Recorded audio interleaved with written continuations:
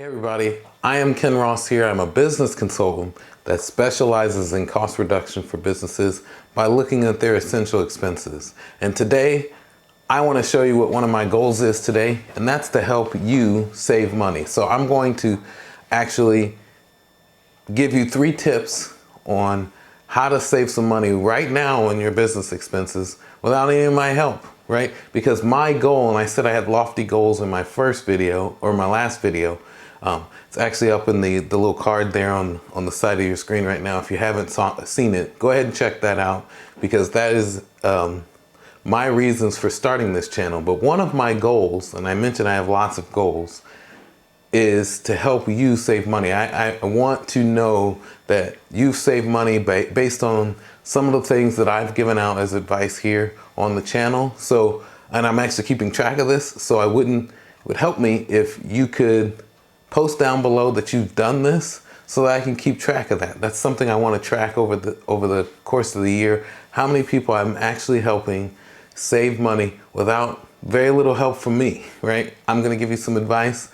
If you save money, I want to know about it. So here are my 3 tips. The first tip, well, the first thing you're going to need to do is you're going to need to catalog every one of your expenses, and that's everybody you pay. So if you have an accountant, or you do all your own accounting, it'd be simple to just go into your books, find every person that you've paid out to, and catalog them. Give a list of each one of those people, and it could be vendors like Verizon or AT&T, or it could be actual folks that provide a service or a product.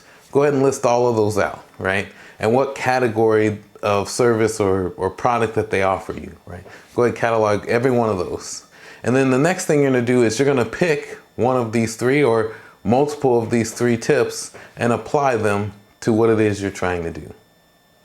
Okay, tip number 1 is very simple, and it is find a friend in business that also uses that product or service and ask them how much they're paying for that service. And then you're going to, right next to the service in your list, put how much they have paid for it. Or find 5 people and get 5 people's cost for that particular thing. And if you could, get a breakdown of that. One thing that I'm offering people, or one thing that I want to offer people that want to try to save some money quickly, is I offer them a copy of my Verizon Wireless bill. And the reason I do this is because I feel like big vendors like Verizon and AT&T and T-Mobile, they prey off of the fact that you don't have all the information, right? You don't know what the other guy is paying. All you know is that you're offered the same service, or a better level of service, or a less level of service. They don't care about how much you pay for it, right? So it would be nice to know, hey, I pay X for this level of service, or I pay Y for this level of service. You need to start a list of those things. You need to know what those things are. Otherwise, you're going to be in this game, and it's the game that every vendor plays of, hey, how much can I make for this level of service? And everybody is paying something a little bit different. And you may see commercials on TV, you may think it differently, right? What they advertise is definitely not what is offered at times. And I think a lot of folks, they get confused by that. Okay, the second tip is even easier, right? Is to actually call the person or the company that is responsible for that bill and ask for a lower rate. Now, this may seem like a large task. This may seem like something that is arduous, but there are a lot of content creators on YouTube that can tell you exactly how to do it for a particular service. So I'm not going to actually try to go through that in this video. What I would encourage you to do is to do a little bit of research on certain vendors, right? And say, hey, how do you negotiate a particular bill? For instance, Verizon. I've done it a lot. It's one that I have as my own vendor, and I will call them, right? I will find a person who is responsible for negotiating these bills, and I will make sure that I call them on a regular basis. And it's an arduous task. It takes maybe a couple of months if you want to do it, in the long haul. But the ultimate goal here isn't to just get a lower rate. It's to establish a relationship with that vendor. It's establish a good line of connection so that the next time you have to do this, or not even the next time you have to do this, the next time they have to do it, right? They're gonna reach out to you and say, hey, these are some of my best customers because they've called me and they've told me about the service that I'm offering, and they're giving me feedback, and I've given them a few discounts for them to listen to me. But ultimately, I need some good feedback. So you wanna establish a good relationship with your vendors so that you can actually reap the rewards of the discounts they're giving you.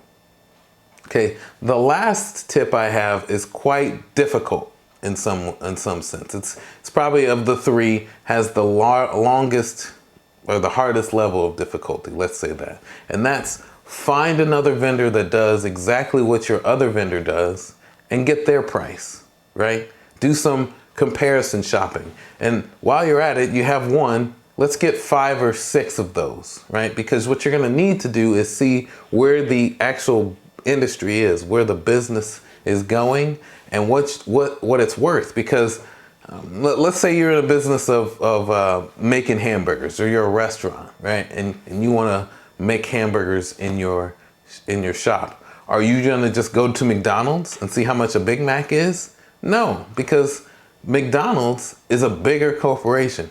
It has a lot of locations. They do their own production of certain things, right? So the cost of their hamburger is different than the cost of your hamburger, right?